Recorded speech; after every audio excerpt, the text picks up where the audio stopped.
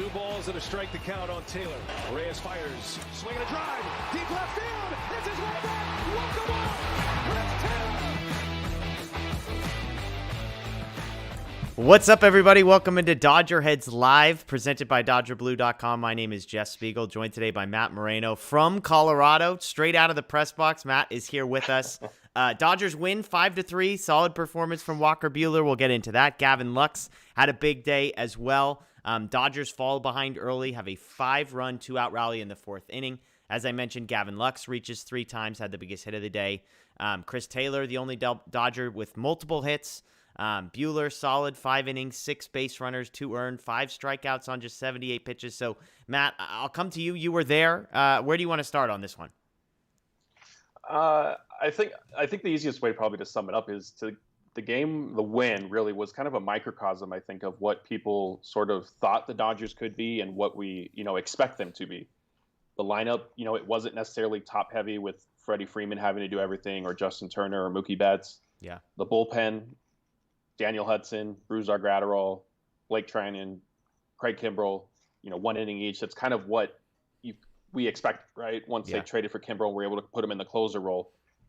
So it sort of embodied, obviously, what I think we viewed the team would be this year. Yeah, absolutely. And it was sort of a weird game because, again, the Dodgers put runners on base, it felt like every single inning, and yet couldn't capitalize. It's like they'd put the guy on first to begin the inning, one way or another, a pass ball and a strikeout to begin, but then they would just sit there. And then it wasn't until the 4th inning, which was the first inning they didn't get the first guy on, that they actually go around and like I said, score all 5 runs with 2 outs. They fell behind early in this one. So kind of a weird one, but these are the types of games where if you look at what a team can put together on the field as far as talent goes, these are the types of games where it feels like that sort of matters. The Dodgers didn't need everybody to be clicking on all cylinders, but they have so many guys, 1 through 9 in this lineup, that can just get a big hit when it's needed. And so today it was their number 9 hitter. It was Gavin Lux. The first 4 guys in the order today all struck out 2 times. Everybody in the lineup, 1 through 7, struck out at least 1 time. The only 2 guys who didn't strike out were Bellinger and Lux, hitting 8th and 9th. Everybody except for Justin Turner and Cody Bellinger had a hit. So it wasn't like there was one dominant guy. It wasn't like, Freddie Freeman had 2 home runs or Trey Turner was 4 for 5. It was pretty much an entire team effort. And so let's start with Lux. This is a guy that has been a polarizing figure for many Dodger fans. When they traded A.J. Pollock, the idea was that they had a guy like Gavin Lux that didn't have a consistent opportunity to be an everyday player necessarily. And so this would give him a chance to get in there and perform a little bit. People were skeptical. He gets hit 9th in the order, and he was absolutely fantastic tonight. He gets the 2-out, 2-strike, 2-run single in the 4th that gets things going. He goes 1 for 2 in the game with 2 walks. He scores a run, 2 RBIs, and he just looked confident. He looked like he believed in himself. He looked like he belonged there. And so Gavin Lux, to me, was sort of the guy that I would remember most from a game like this. Definitely, and I think you hit the nail on the head with confidence. That's probably the biggest thing with him, and we saw that in the postseason last year, right? That was sort of the difference maker for him. I think he kind of relaxed and settled into, okay, I am going to be kind of this utility guy for the team now, and it's fine. Sure, would he want to start every day, maybe at second base or probably shortstop, his natural position, but that's not in the cards right now. And he has seen, and he's alluded to the fact that Chris Taylor became an all-star filling, the super utility role for the Dodgers. Yeah. So, of course, he could, kind of do something like that potentially as well. And that's another thing, too, after the game today, Dave Roberts said that he sees Gavin Lux kind of understanding, his quote was, understanding who he is as a major league player. And he continued, for him to continue to take good at-bats shows the growth. I'm really excited where he's at and where he's going to be this year. The Dodgers are counting on Gavin Lux, and Dave Roberts has said it repeatedly, and I think, starting him today against a left-hander in Freeland who was having his way with the Dodgers lineup early was further proof of how much confidence they have in him.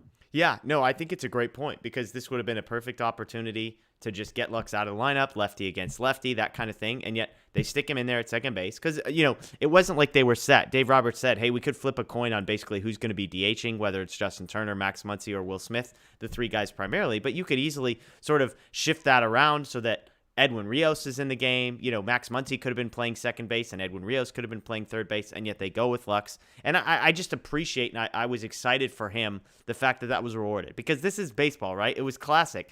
He comes up in that spot in the 4th inning. There's runners on second and third. Chris Taylor had doubled after Will Smith had walked. So you got runners on second and third. Bellinger pops out. Lux comes up. And you could, I mean, every Dodger fan, I'm sure, was thinking the same thing of like, okay, let's see what happens. Like, here you are, Gavin Lux. You're in a big spot. What's going to happen?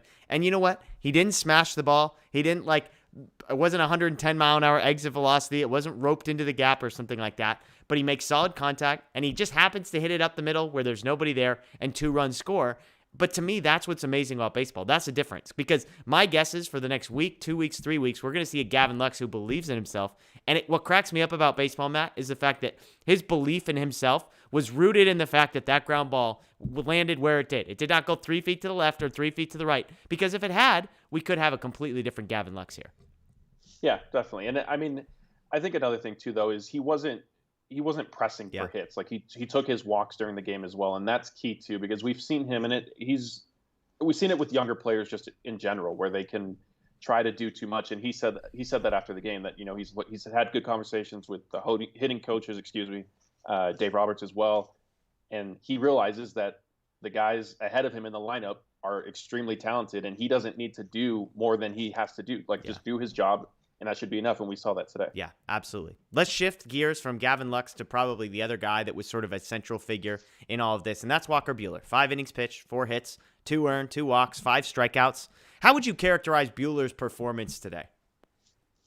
Serviceable. With Buehler, sometimes you get these, it wasn't a clunker by any means, right? But we're so used to seeing him in October kind of rise to the occasion and turn in these great games. It's a long regular season. Yeah. Sometimes he has, average starts, and that's fine. He's human. Every pitcher goes through it. I was surprised that they capped him at the 5 innings and 70 something pitches? Yeah, 78. 78. I thought I would have at least let him start the 6th, just because, I know the Dodgers obviously do have 16 relief pitchers on their active roster, but it is Coors Field, and you never know what can happen. The games get crazy here. So if you could kind of get a little more length out of him. But I guess the other side of the coin is maybe they didn't see him getting through the 6th inning anyway. And so if you're going to have to call in a reliever, you might as well give that relief pitcher, which I believe it ended up being Gratterall was first, a clean inning to start with. So good, not great. And, Buehler kind of said as much. It was a good team win, and he gave the offense credit for putting together that 2-out rally so that he could get credit for the win. Yeah. Yeah, I mean, Dave Roberts, how about this? No pinch hitters. Just 9 guys in the lineup. All 9 of them took all of their at-bats. All of the relief pitchers entered into clean innings. I mean, Dave Roberts, somebody needs to check. You're in Colorado. Can you just make sure that Dave Roberts is awake? I don't know how that's possible. But yeah, I mean, I like your word serviceable. I would just use the word fine. Nothing special. He gave up 2 runs in the 2nd inning. One thing that is sort of a number that I like to monitor is whiffs. He just got 7 whiffs all game, which, to put that in a little bit of perspective, Daniel Hudson had 5 whiffs in 1 inning pitched. Blake Trinan had, I believe, 2 whiffs on 5 total pitches that he threw. And so not an unbelievable performance from Buehler. But the other thing that's worth noting, and this is something I remember talking a lot about last year, Buehler, maybe more than any pitcher that I can remember, he kind of knows how to ramp himself up and ramp himself down. Yeah. I remember sitting with Daniel, and we're talking about a third of the way through the season last year, and I'm like, I don't know what to think about Buehler, because the numbers are fine, but all of the peripherals underneath, the exit velocity, the hard hit, the whiff rate, all that kind of stuff was not positive. And looking back on it now, it just feels like Buehler, again, more than maybe any pitcher, he's like, I'm just going to be in cruise control. We're going to be at 80 to 85% for the first third of the season. We'll ramp it up to 90. We'll ramp it up to 95. And then we'll see what happens as the season goes along.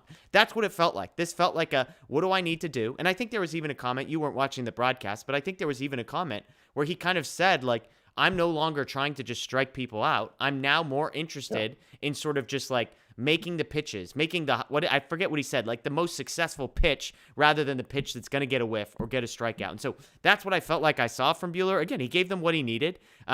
Even the runs that scored in that, I believe is the 2nd inning, there was a couple times, so he gives up a leadoff double, then he gives up a single, ground out scores a run, another ground out moves the guy to third, and then a 2-out single. There was a couple times where Freeman makes a play at first, probably could have gotten the lead runner at second base, decides to just take the out, that's fine. Same thing, ball in front of the plate, Smith jumps on it early, probably could have tried throwing the guy out at third base, decides to take the safe play. So I thought there were a couple of those where it was both of those runs getting home, I felt a little bit unlucky to me, but overall I would say fine. And again, I just think this is what I expect from Buehler for the next month. Is he's going to be good. He's not going to be great. There's not going to be tons of strikeouts, but he somehow still, even at 80 to 85%, manages to keep the earned run number low. Definitely. And to your point, there was, I believe it was the fourth, or maybe it ended up being the fifth inning. Chris Bryant hit his 2-out double, and then there was a ground ball to Trey that he booted. And so suddenly, there's runners on base, and Buehler, you could argue, ramped it up, got the strikeout, and ended the threat, right? So like you said, he knows kind of what he needs to do, where he needs to be at. A strikeout was sort of needed in that moment, and he got it. And then, that ended up being the day for him. I think it's also important to remember, we're coming off a shortened spring training, and as much as he was arguably one of the most stretched out pitchers I think the Dodgers had coming out of camp, he still needs to sort of ease himself into what's, hopefully going to be a long season. Totally. Gary A. on YouTube's asking, is Buehler's velocity dipping? I actually looked it up. It didn't look like it. I mean, it didn't feel like it. When I've had moments where I've worried about it is when I start seeing 93, 94 on the fastball. Tonight he was, sitting 95, 96. Can he go higher? Yes, but he's not Bobby Miller, okay? He's not going to be throwing 101 consistently. So from my perspective, broadcast-wise, I didn't feel like a noticeable dip in velocity. Did you see anything? No, I didn't see anything. I will just say, the Rockies also, it felt like they were looking for the fastball because the hits that they got their runs on came on his fastball, or at least to set up those runs were off the fastball. And so, again, it's his first start of the year. Like you said, he's going to steadily build himself up as the season goes on. And so, a mixture of things led to what we got, which was, frankly, still good enough. And because he's Walker Buehler, obviously it's easy to sit there and kind of criticize and say, well, wait a minute, we're used to seeing you go 7 innings of 1 run or shutting them out. But he was still, like I said, serviceable was how I would just sum it up. Hey, you 2 earned runs, 5 innings, Coors Field. We'll take that every single day and twice on Sunday. Let's get to some other sort of notable guys in the lineup that I think are interesting, and then we'll get to the bullpen as well. Then we'll talk player of the game in just a bit. The guy that everybody wants to talk about, it feels like every time we talk Dodgers, Cody Bellinger, 0 for 4 tonight, 5 left on base. Him and Justin Turner, the only 2 guys who did not record a hit. Turner was 0 for 5. Bellinger, though, I mean, man, no, he did not strike out. He was one of 2 players, him and Lux, the only 2 not to strike out.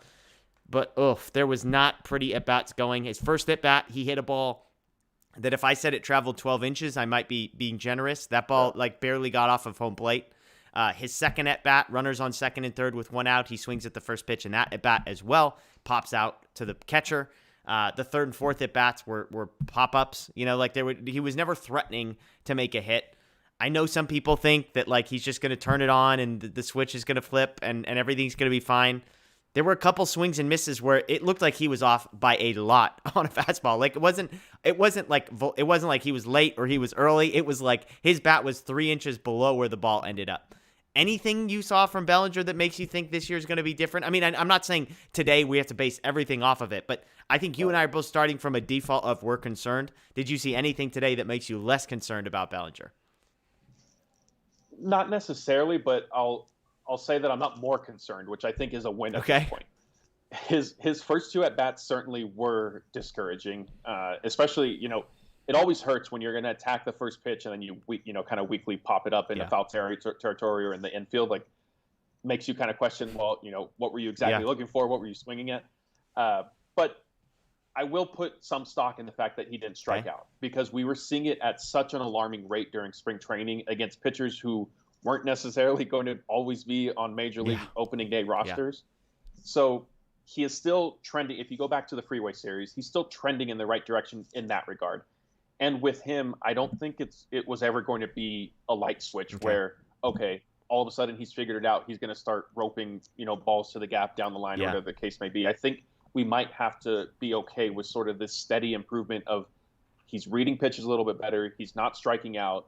Maybe the hard contact will start to come within the next week or so. And then after that, maybe he, sort of takes off and gets to the productive player that we've seen from years. Yeah, I think the concern for me is he seems so committed to not striking out that he made terrible contact on the first pitch twice. It's sort of like I'm so worried about striking out that I'm not going to take a pitch. I'm not going to look and sit on something that I want. Instead, I'm just going to try and ambush something because, hey, you know what? At least people will stop talking about 18 strikeouts and 30 at-bats or whatever the number is. And so I don't know. Today was not a comforting day. And I joked. I said, hey, of course, who's the guy who comes up with runners on second and third and one out? Like, it doesn't matter where you put him in the lineup. You throw him at 8 or you throw him at 4. Somehow he's the guy who's up. He comes up, and it was exactly what we had all feared would happen. Thankfully, Gavin Lux comes right behind him. And then the next 5 guys after that all get base hits and sort of the floodgates open. But, I mean, to that point, in that moment, the 4th inning, up until the beginning of the 4th inning, the Dodgers had 1 hit, 1 walk, 1 hit by pitch, and 1 reach on a strikeout. The rest of that inning, they go 5 hits and a walk as well. And so, again, Turner and Bellinger, the only 2 guys that sort of couldn't figure it out at some point during that inning. So, tough stuff there. Let's go to another guy who was struggling in the spring, and that's Mookie Betts. And I'll kind of ask you the same question. He goes 1 for 5 today. Again, worrisome spring. I think we talked. He was 1 for 17 or something like that. He did have the go-ahead RBI and a double into left field. Solid contact, ropes it right down the left. But he also finished 1 for 5 with 2 strikeouts. What did you make of Mookie Betts today? He was a guy that I think you and I both said, hey, throughout the spring, he's going to be fine. Today, 1 for 5, you could be worried about that, or you could look at the double and say, hey, that was solid contact. That was a rope. That was nothing fluky about it. Which do you choose to believe after day number 1? Oh, man. Honestly, I don't know, because it's similar to Bellinger. I think we did see improvement during the Freeway Series. Like, he was putting together better at bats. So, it is only the first day. You obviously don't necessarily want to overreact, but the 2 strikeouts are worrisome, I think. And I will say that's coming from somebody like me. I believe, and I've touched on it on multiple of our live shows and some of our videos. I think Trey Turner should be leading off. I think Mookie Betts is probably, frankly, better off hitting second, and I think Freddie Freeman should be third. But I can understand the reasoning in going right, left, right. And obviously, like we've touched on, Mookie, for whatever reason with the Dodgers, only seems to be comfortable in the leadoff spot. So, unfortunately, like, it is what it is. But if he continues to throw out, 1 for 5, 2 strikeout days, that's going to be a little troublesome. Yeah. I mean, to be fair on that one, Trey Turner, I believe, had the exact same line. I could be wrong about that. I know he struck out twice. Trey Turner also 1 for 5, did have an RBI, did have 2 strikeouts. So, but I'm with you. I mean, I've advocated for that the same. Trey Turner seems to be able to hit anywhere, and he's just been a little bit better. I would put Freddie Freeman third as well. But what are you going to do? Trey Turner also had an RBI single, by the way. Mookie had the RBI double to go up 3-2. Trey Turner RBI single to go up 4-2. A wild pitch put them up 5-2. And then Justin Turner struck out to end that inning. Let's go to one other guy we mentioned, Freddie Freeman, making his Dodgers debut. Yes, he's been in spring training. First regular season game for Freddie Freeman. 1 for 3, a run, a walk, 2 strikeouts for him as well. Again, the Dodgers 1 through 4 all struck out 2 times. 5 through 7 all struck out once. So pretty pathetic on the strikeout side of things. But Freeman 1 for 3 with a run, a walk. He had a walk right in the middle of that rally as well, and 2 strikeouts. So nothing unexpected, I would say, from Freddie Freeman. Fair to say? Yeah, definitely. I was going to say it pretty much was a Freddie Freeman day. I think for his hit, he went the other way.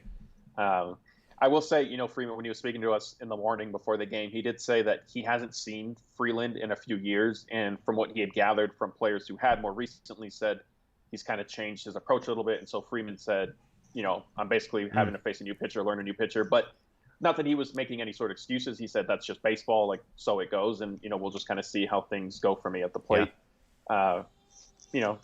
We do, I think, need to give him credit for going first to third on, was it Trey's base hit? He ended up scoring on the wild pitch because he went first to third. Had he not done that, that insurance run doesn't come across. There you go. And hey, I mean, his approach to home plate was a lot better than Gavin Lux's approach to home plate in that. Can we talk about what was going on with Gavin Lux? Have you ever seen a guy tried to touch home plate with his belt buckle before? It was like, I'm going to throw my head at the catcher's ankles. I'm going to throw my feet the opposite direction, and I'm just going to try and barrel roll across. I mean, what the heck was going on with Gavin Lux on that play? Yeah, I didn't see it happen in the moment because I was watching the relay throw to, I believe it was their shortstop. And he ended up fumbling it, so there wasn't a play. And then when I saw the replay of it, I thought, man, like, what was Lux doing? And then in the clubhouse after the game, he laughed about it. He said that he basically ran out of gas rounding second base. Rounding second base? Jeez Louise. Yeah, and then he said he just, stumbled home from that point on. He laughed it off. And we have the video up on YouTube, so if, anybody is streaming this on that right now, they can go check it out maybe once we're done.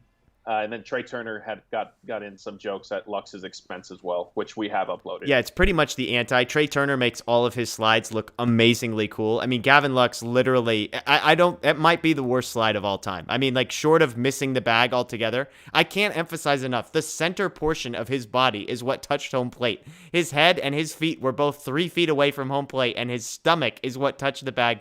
Touched the plate first. And unbelievable. And hey, you know what? He scored, as you said. Thank goodness there wasn't a relay. Yeah, it was bad. I will say, like, give him. He was stumbling. It seemed like he was losing his footing as he was closing in on home plate. So I'll cut him some slack there. And honestly, I think some of the slides we saw from Puig back in the day are That's worse. true. I mean, when he would go sliding into second base, I mean, he's basically like jamming his knee. I would wonder, like, how are you not coming up like full blown limping after? It that? honestly looked like in Lux, it honestly looked like he wasn't sure which side of the plate he wanted to slide for. Like if he was going to try and go inside and hope that the catcher came deep or to go deep or whatever, and he just ended up doing both, basically. So anyways, so there you go. So we got Bellinger, we got Betts, we got Freeman. Let's go to the pitching side. We talked about Buehler. I thought the other piece of today's game that was most impressive to me was the bullpen. You kind of laid it out. I mean, one of the things with the Dodgers is the depth of this bullpen. You know, we could get into whether Treinen is a top 10 pitcher, relief pitcher in baseball. I say yes. We can get into how good Kimbrel's going to be. I think that's still a question mark. We can talk about even Daniel Hudson and where he ranks. But I think the thing that the Dodgers have is their number 7 relief pitcher, number 8 relief, like literally the last guy in their bullpen is going to be a dude who would probably be a top 3 relief pitcher most places. So Buehler goes 5, as we said, he throws just 78 pitches. Then they come to Gratterall, who goes 1 innings pitched, no hits, no earned run. They go to Treinen, 5 pitches. He was perfect. They go to Hudson, who strikes out the side. He had 9 swings on his pitches. 5 of them were whiffs. Okay, like I said, Buehler had 11 whiffs or 9 whiffs or something all game. 7 whiffs all game for Buehler. Hudson had 5 in his 1 inning. And then Craig Kimbrel comes in, and we could talk about him in a moment. But Gratterall, Treinen, Hudson. Hudson, of course, not making a Dodgers debut, a second Dodgers debut after his stint a few years ago. I was very impressed with Daniel Hudson. And I know some people on Twitter saying, hey, it's the Rockies. Look, the stuff was the stuff. Guys were nowhere near it. This is a guy they said on the broadcast. He was 3rd in the National League in strikeout rate last year behind Devin Williams and Josh Hader. He was 3rd, and after seeing what I saw today, I can understand why. Yeah, I agree with you. I think Gratterall and Hudson are really the standouts. And, you know, with Gratterall, it was more based on the fact that he came out throwing the cutter, which is a new pitch that he's learned for this season. And he continues to, you know, he worked on it obviously during spring training. Yeah. As he continues to get more confident in it, it's going to make him just a much better pitcher. And he had trouble with splits against left-handed batters last season. So this can kind of, you know, hopefully neutralize that. And with Hudson, I agree with you. I mean, I think he's a little bit of a question mark in some regard, but only in the sense of, like, can he kind of get to the level that we've seen in years past? And I think an organization like the Dodgers has proven they have a track record of helping pitchers accomplish that. And, you know, nothing has been said, at least publicly, if they've worked on anything specifically with Hudson just yet. But if he pitches anywhere kind of close to that, that'll be huge for the Dodgers. And, you know, not to discredit Blake Treinen, but we know what he is at this point, right? I mean, he arguably still is the Dodgers' best relief pitcher.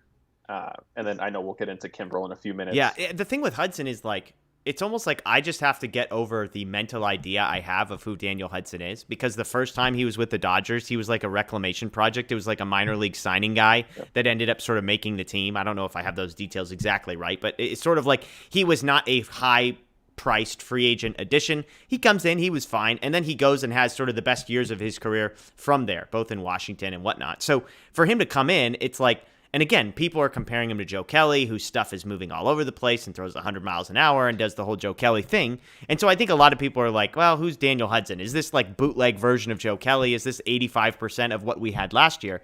But again, he doesn't look the part. The age is a number that it's concerning to some people. And yet when you just watch him pitch, he throws 96. One of the things the Dodgers have been upfront about, they want guys who have different looks. He doesn't throw the two-seamer. Kelly's, one of his problems was him and Treinen basically looked the same. They threw the same two-seam fastball. It moved in the same direction. Yes, Kelly threw a curveball, whereas Treinen threw the sweeper. Hudson is more of a four-seam fastball guy. It's still upper 90s. And so I just thought overall he was the most impressive. Obviously, Gratterall was great. Treinen was great. It's expected. And again, we didn't get to see Vesia, who we know how good he is. Caleb Ferguson, Tommy Kahnle, guys like that are not on Phil Bickford, guys that aren't on the roster yet, with the exception of Vesia. So lots and lots of options there. But let's talk about Kimbrel, because he was the other guy.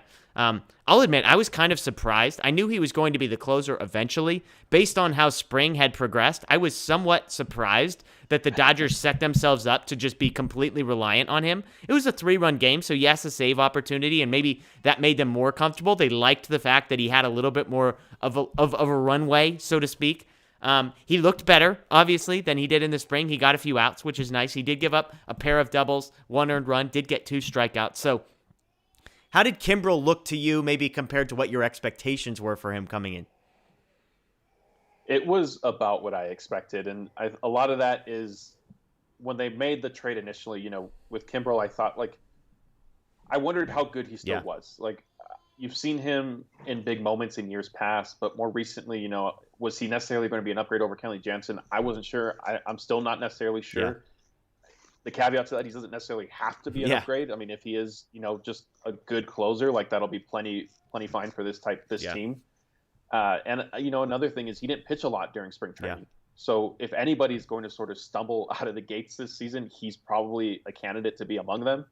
And unfortunately, that will probably come in the 9th inning, which will only heighten matters. And I know from the team's perspective, social media doesn't make any sort of difference. But for you and I, we're going to have to deal with, why did they trade for Kimbrel? Yeah. They could have signed Kenley and this and that.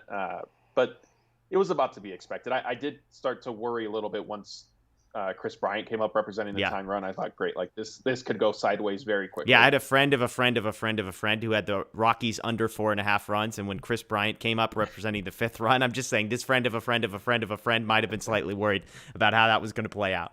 The one thing I'll say about Kimbrel, one of the most worrisome things when they traded for him, I started doing some digging, how's he look this spring? And one of the things they said was his first bullpen with the White Sox this year, he was throwing 90 miles an hour. It was the velocity was way down.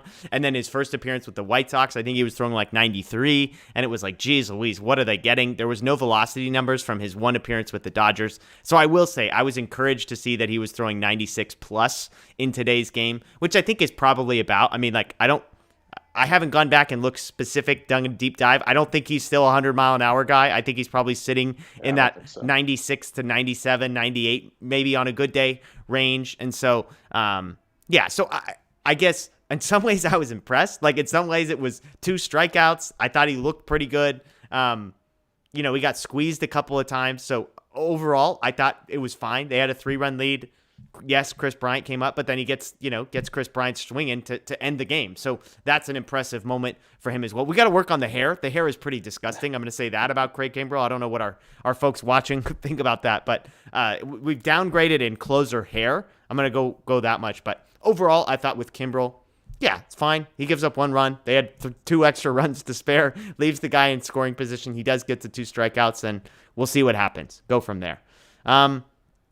Let's see. Anything else I'm missing for the game before we get into player of the game and kind of get some questions here in a little bit? Anything else from your perspective? Again, what was cool for you is you were there. You were in the press box. So you were in the locker room after. So maybe is anything from the locker room after a vibe where guys relieved to have gotten the first win? Did guys act like they couldn't have cared less? All these guys have won thousands of games in their career. What was the vibe? It was probably somewhere in the middle. You're always happy to start the season with a win. That being said, everybody on there recognizes that winning today doesn't ultimately, really doesn't mean that much in the long run. Although, of course, you could argue had the Dodgers won, one extra inning game last year, it would have changed a lot of things in the 100%. Division. I will say, we were waiting before they let us into the clubhouse. Gavin Lux walked in as some of the players are still filtering in from doing, on-field interviews or taking pictures, whatever they may have been the case. And as soon as he walked in, I couldn't make out who, but players definitely were yelling at him and making fun of him for his slide. So the clubhouse was in a good mood, obviously. Okay, good to hear. Let's get to player of the game. We've obviously talked about a number of different candidates here. I'm going to throw an honorable mention at you right off the bat. I'll let you go next, and then I'll make my pick. I want to give a shout out to Eric Karros. I wasn't paying attention to knowing whether or not he was going to be the analyst for today's game. I thought he did a really good job. I won't say that there have been days when the guy next to Joe Davis, not Oral Hershiser, but has not been maybe my favorite analyst in the world, and I don't know, I haven't followed Twitter to know if this is a minority opinion or not, but shout out to Eric Karros. I thought he did a good job. He's my mom's favorite player. I was never the biggest EK fan in the world, was never the biggest like EK as an announcer fan in the world, but I thought he did a good job. So I know he's one of like 100 different people that are going to be in the booth at various times this season, but I'm going to start by saying shout out to Eric Karros. I thought he did a fine job. So I'll turn to you, player of the game, player of the day, whatever you want to call it. What do you got?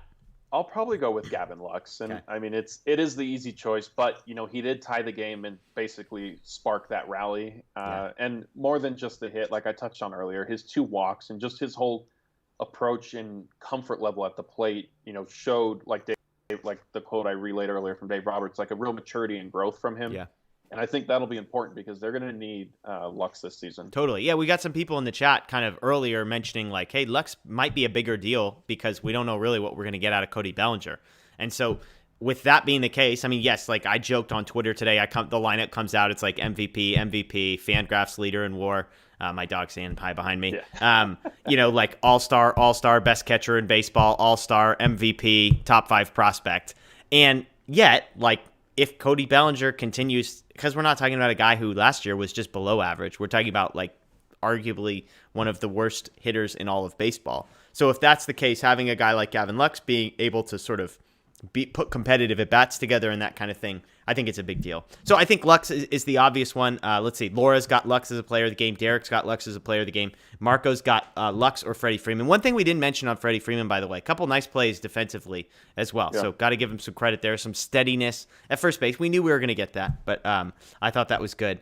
Let's see. Yeah, I mean, I mentioned Daniel Hudson. I know he gave up a hit. It wasn't like the most amazing thing, but he was just a guy that I was like, wow, I feel a lot better about Daniel Hudson. It's one game, small sample size, but again, he basically looked like the Daniel Hudson that the Dodgers hoped they were getting, and that's what he looked like. And so if you did it for an entire season last year and do it on opening day, I have no reason to believe that we're going to get a different pitcher for the next 9 months. So Daniel Hudson deserves a shout out. Again, Walker Buehler, 2 runs in 5 innings in Coors Field. That's pretty good for him, but you mentioned it. I mean, Gavin Lux is the obvious choice here. Again, 1 for 2, has the double that ties the game, or excuse me, the 2-run, 2-out single, 2-strike also. It's like the Vince Scully Deuces Wild with 2 strikes, 2 outs, 2 runs, 2-1. Single there. So that was big for Gavin Lux. And again, the rest of the game, he's 1 for 2, 2 walks, scored a run, couple RBIs. So good on Gavin Lux there.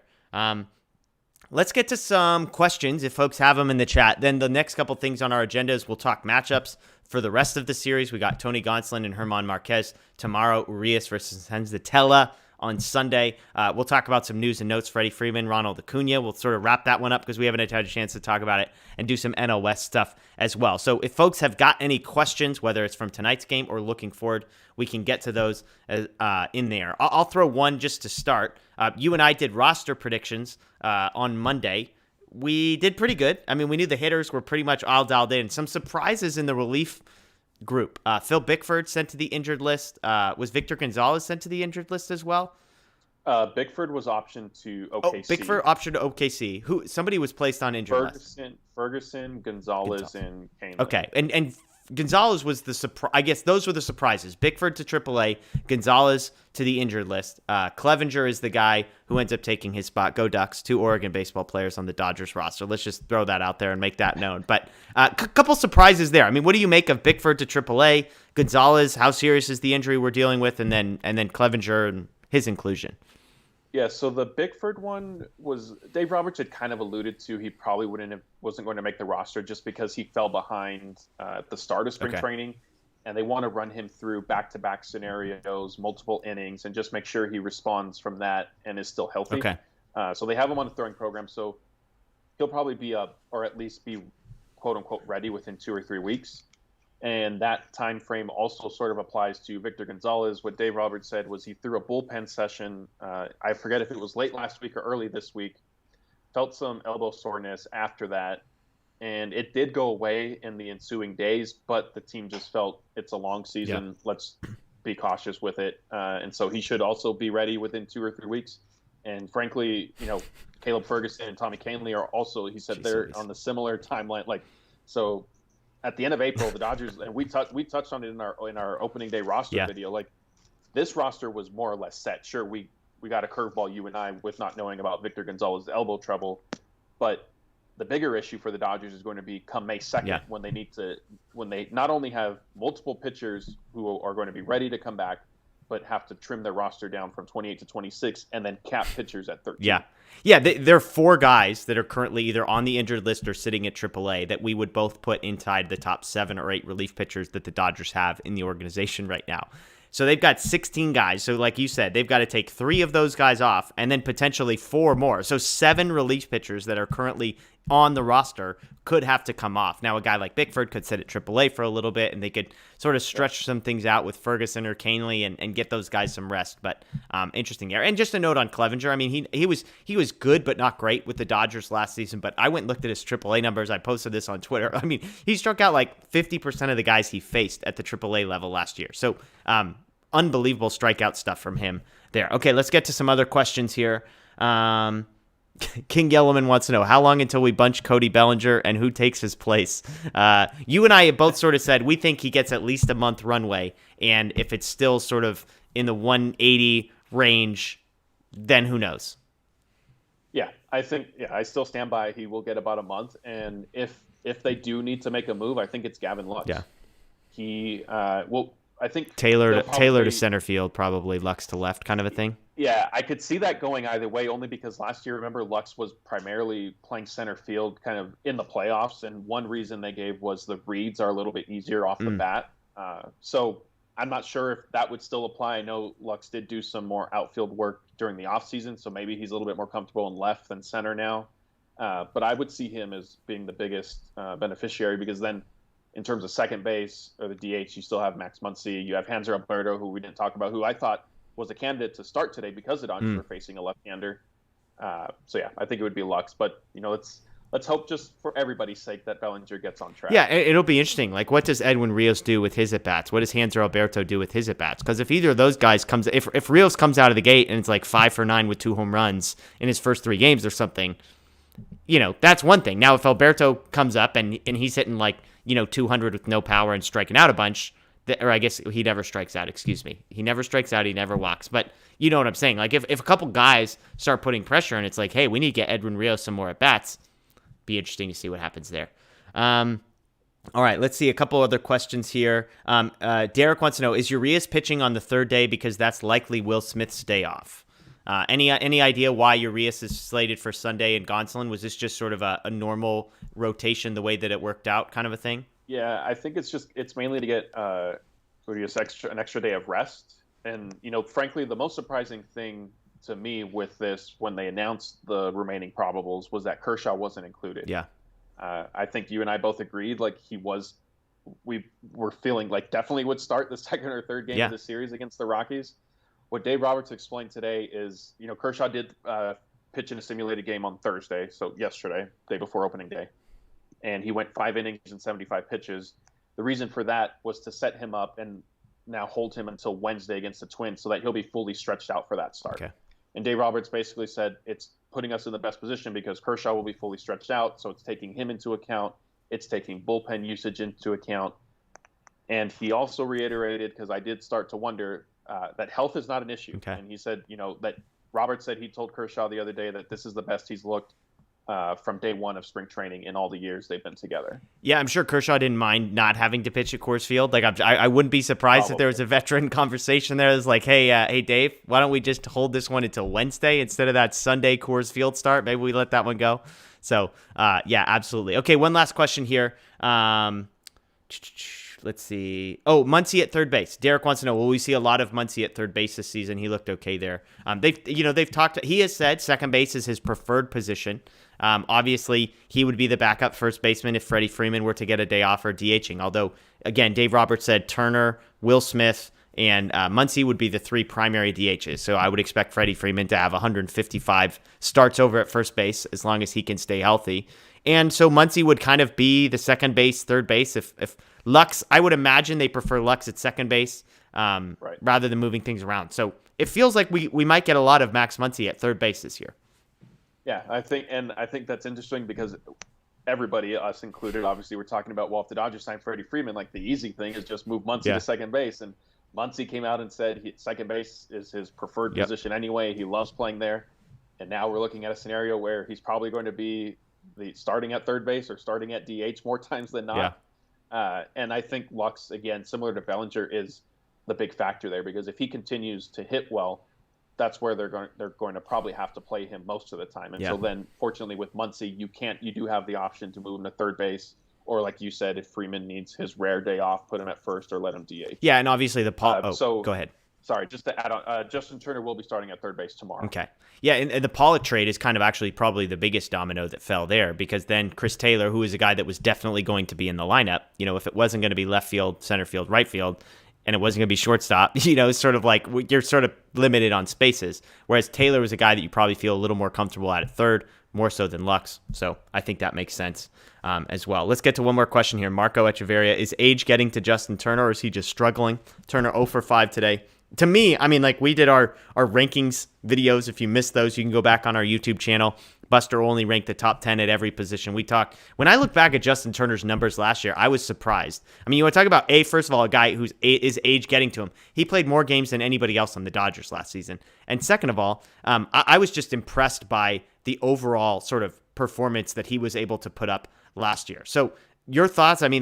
Obviously this is one game. It's 0 for 5. It was not pretty. It was 2 strikeouts.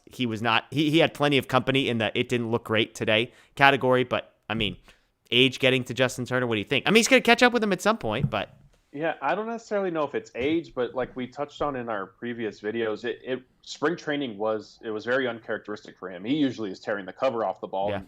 And, not the running joke, but basically his reputation is like he wakes up ready to hit. Like, yeah. He didn't do that this year, and I thought that was odd. I thought, maybe regular season, okay, he'd get his 2 hits in, go 2 for 4, whatever the case may be. He didn't do that, so I don't think it's age, but I think it is something to sort of monitor to kind of see, what may happen. And look, I think it's important to remember, aside from last season, he traditionally in the regular season has been a little bit slow, especially with power. Yeah. So we could maybe see that again, and that would be par for course with his career, and then he kind of turns it on as the months carry on. Yeah, there was a joke on the broadcast talking about how he went on Hole 30 and lost a bunch of weight and how good he looked, and Eric Karros made a joke about like how terrible Hole 30 sounded, basically. So, okay, let's get to the rest of this series. As I said, Tony Gonsolin versus German Marquez tomorrow. Marquez last year, 12-11, 4.4 ERA. He had 2 appearances against the Dodgers, 8 innings pitched, 6 earned runs in those 2. Although you could add to that, he was on the mound for the nullified Bellinger home run. So there could have been a couple extra runs for him there. Looking at some of the betting numbers, if you're into that kind of thing, Dodgers -155 to win, -110 if you want to go Dodgers -1.5. The total on this game is 11.5. -105 on the over, -110 or -115, excuse me, on the under. So Gonsolin versus Marquez. I'm a Gonsolin guy. I think the sense I get is you're a little more skeptical than I am about Gonsolin, but how are you feeling about tomorrow, Gonsolin versus Marquez? I'm looking forward to it because I think Gonsolin has the potential to be a big starter for the Dodgers, and frankly, somebody that they're going to need because of the back end of the rotation is what sort of looks shaky. Mm-hmm. So I'm looking forward to seeing what he can do, and like I've said before, I think he's somebody who will benefit, similar to Gavin Lux, of sort of knowing what his role is, what the expectations are, and so if he kind of knows, hey, you have full-blown opportunity to be our number 4 starter on a regular basis, go and get it. Like, I think that will free his mind up a little bit as opposed to having to worry, am I going to start this week, but then piggyback somebody next week? So I'm looking forward to seeing what he can do. Yeah, and keep in mind, this is a guy that dealt with some shoulder issues, and like you've kind of hinted at, he's sort of in the Gavin Lux mold of never really getting consistent opportunities. And so give the guy a full bill of health, give the guy a runway to say, hey, you're going to get a start every 5 to 6 days for the first 2 months. We'll see what happens. I like Gonsolin. A couple props on here that I just thought was pretty fascinating, and I'm not trying to be negative here. Cody Bellinger under 1.5 total bases is -130. So $130 to win 100.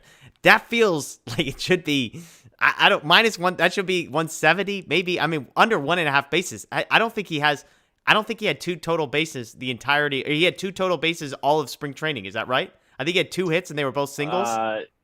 Yeah, that sounds about right. So, I don't, but it's Coors Field. There's a big outfield. If he hits one to the gap, it's true. He's got the speed. If you want to go Cody Bellinger to go hitless tomorrow, that's +175. So you put down $100, you win $175 if Bellinger goes hitless.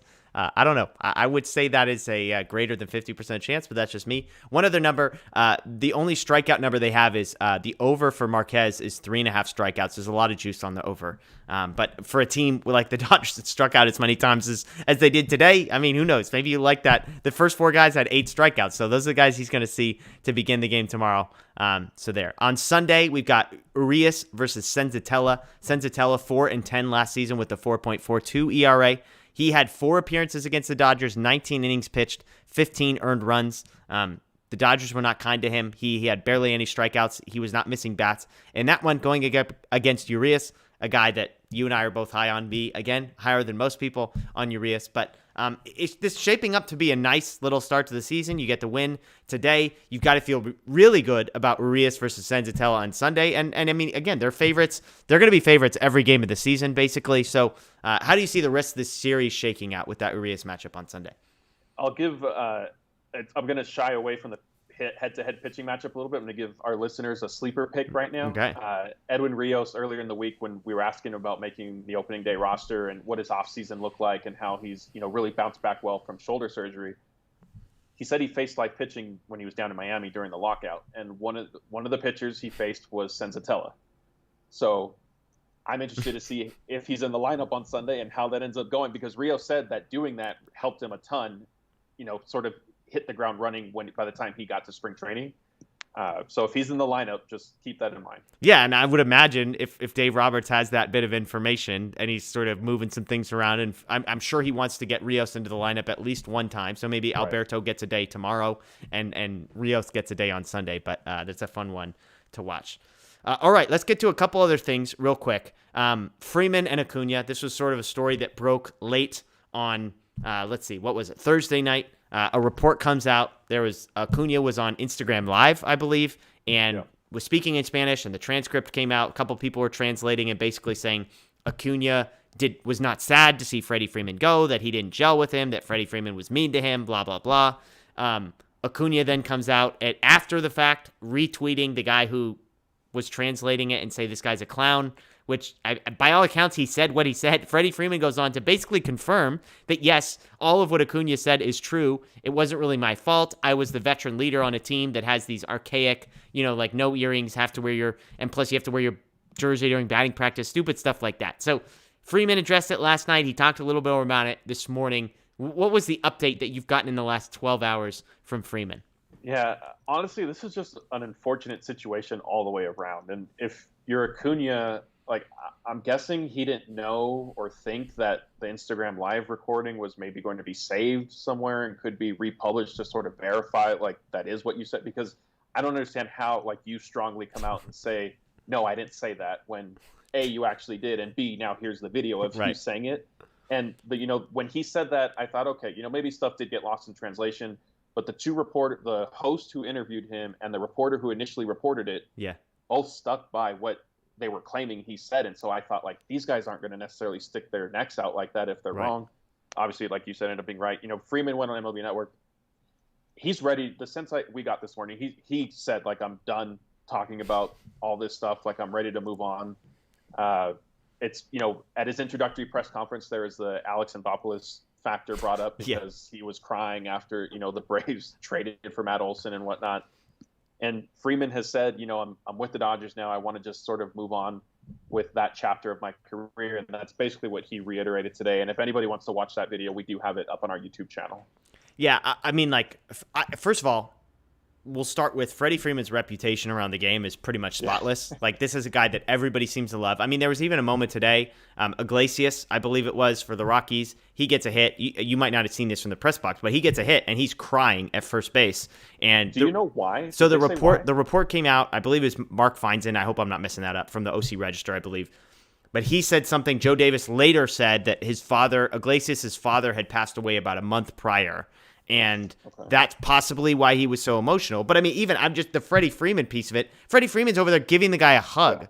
He's patting him on the head, hey man, it's going to be okay. Good for you. Congrats. And I mean, like, look, for whatever it was, maybe he just new season, new team, whatever. But like, to me, that's like, this is who Freddie Freeman is. Like, every piece of data we have on Freddie Freeman is that he's universally beloved. Everybody likes him. And that was a moment where it's like your true colors come out. He didn't need to do that. He clearly wasn't doing it just like, oh, the cameras are on me. Let me put my arm. Like, it was genuine. And so that's one piece. And then secondly, I just respect for Freddie Freeman to come out and say what he did, where he basically owned up to, hey, yeah, some of the stuff that he's accusing me of and saying I actually did do it. And again, Acuna backed off. So he easily could have been like, I don't know what he's talking about, or no comment. And the whole thing probably would have gone away. But he basically said, look, this is what the organization wanted us to do. This was the rules they set. It's like the Yankees, no beard policy. It's so stupid. It's 2022. But Freeman said, I was the veteran guy. I was a leader. And so, unfortunately, I was the messenger. I was the bearer of bad news. It's nothing against Acuna. Whatever. And so the whole thing moves on. So I just thought the whole thing was stupid, first of all. It's stupid that the Braves have these sort of rules. And third, good on Freddie Freeman for actually owning up and saying, this is what happened, and let's move on. Yeah, and Freeman in that interview with MLB Network said that he was subject to those rules too, that when, I forgot what year he gave, but it was before Acuna joined the team, and Freeman was still young, and he said he wore Christian Louboutins, which obviously are an expensive brand of shoes, but somebody went up to him and said, we don't wear tennis shoes, and he was saying, yeah, I know, like, I'm not wearing them. And they said, no, you need to have a heel. And so he had gone to, I forgot whose wedding, and he had to wear cowboy boots to that, so he said he wore cowboy boots the rest of the road trip for the rest of the season, he said, whenever they'd go on the road, because that was just his way of dressing up. So if Acuna wants, and maybe Acuna wasn't aware of the rules that the Braves franchise has, so if he wants to be upset with anybody, it should be them. Yeah.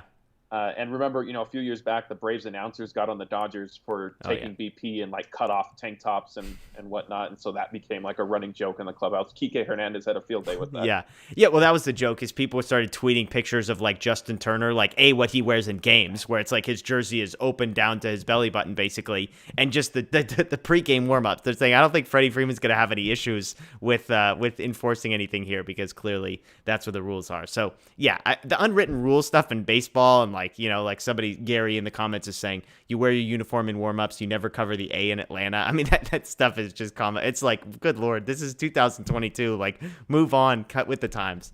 One last thing before we go here, just a little bit of around the NL West news and notes. Thursday, the Padres playing the Diamondbacks in a wild game.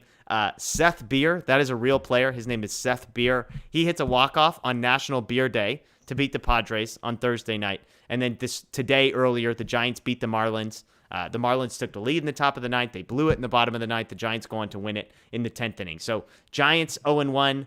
Padres started 0-1. I'm not aware. Let's see if they've got a game. They're winning 2-0 through 6 innings right now. So just in time for Seth Beer to hit another big home run. But there you go. Padres starting off the season the way they ended it. Giants starting off the season the way they ended it, with just like an extra innings win in a game where they have to come from behind. So there we go. So I'll put you on the spot here, Matt. We'll close this out. 2 games left against Colorado before yet another off day. The Dodgers exhausted after a 3-day stretch in Coors Field. What do you got? 2-1, 3-0, 1-2? How do you see this one playing out? I'll go. I think they're going to sweep, and a lot of that is just, I think the Rockies lineup is just not great, and their bullpen is, I don't know if I keep going down the list. The Rockies are the Rockies for a reason. Yeah. And I know they've tried to get on track. They obviously signed Chris Bryant, but I think the Dodgers will come away with a sweep. Okay, and I think somebody's telling me that Manea might have a no-hitter through 6 innings for the Padres, which is accurate. He does have 1 walk. 6 innings, 1 walk, 7 strikeouts. He's at 76 pitches. So, yeah. I mean, if you want to talk about a lineup that's pathetic, the Diamondbacks lineup, there's a guy batting first who I have not heard of his name before. He's the designated hitter and batting leadoff for the Diamondbacks, and I've never heard of him before. So there you go. I'm with you. I mean, I think the Dodgers have the pitching advantage in every one of these games. They have a massive hitting advantage in every one of these games, and they have the bullpen advantage in all 3 of these games. I just think it's going to be a lot of games like today where the Dodgers may be rusty to begin the season, and it doesn't really matter, because as long as 1 or 2 guys can get a hit in a timely point, it's not like the Rockies offense is going to overwhelm it. So I'm with you. I've got a sweep for the Dodgers heading into a series in Minnesota. Weird place to head afterwards. But a couple news and notes, one exciting piece, and just sort of normal programming notes. If you're checking this out, do know that we post a podcast and a YouTube video every Monday. That's our full-length show. Matt and I chatting about just what's gone on in the week prior, looking ahead to the week as well. We'll do a live post-game show every week. That'll typically be on Thursday nights if there's a Thursday night game, or Friday night, so stay tuned on that one. But one exciting piece is that next week, Wednesday, we'll be doing a live show Wednesday at 5 p.m. Now you might be thinking, why are we doing a live show Wednesday at 5 p.m.? Yes, there is a Dodgers game that day. It's a 10 a.m. game that Clayton Kershaw is pitching, I believe, on Wednesday. And so that's an exciting piece. But if you didn't know, on our podcasting side, we have partnered with the Blue Wire Podcast Network. And one of the benefits of being with them and sort of the brand and the reach that they have is they've got a studio in the Wynn Hotel in Las Vegas. So we'll be broadcasting live from there Wednesday at 5 p.m. So that's going to be exciting. So join us. Daniel will be with me. Matt's on the road right now in Colorado. So Daniel will be with me in Vegas in the Wynn. Wednesday at 5 o'clock should be a fun one. But again, that won't mess with our schedule next week. We'll still have a Monday show. We'll still have a live show towards the end of the week as well. And we can even throw out, if I know there's a lot of crossover, if anybody wants to commiserate with our Lakers Nation side yes. of things, you guys can watch them. I'm not sure if they're going live at the same time as Tuesday you at guys 5. Tuesday night. Yep. Okay, so Tuesday at 5, watch Lakers Nation. Wednesday at 5, come get your Dodgers fix after Kershaw's start. Yep, absolutely. Absolutely good stuff there. And again, as always, Dodger Blue 1958 on YouTube. We've got content galore, content coming out every single day. And Matt and I will be doing our big show on Monday, sort of recapping this Rockies series on the day off, looking ahead to the Twins series as well. So thanks, everybody, for joining us. Justin, Laura, Michael, Marco, all of you, THP, in the chat. We appreciate you. He is Matt in Colorado, joining us, like I said, from the road. I am Jeff. We appreciate you.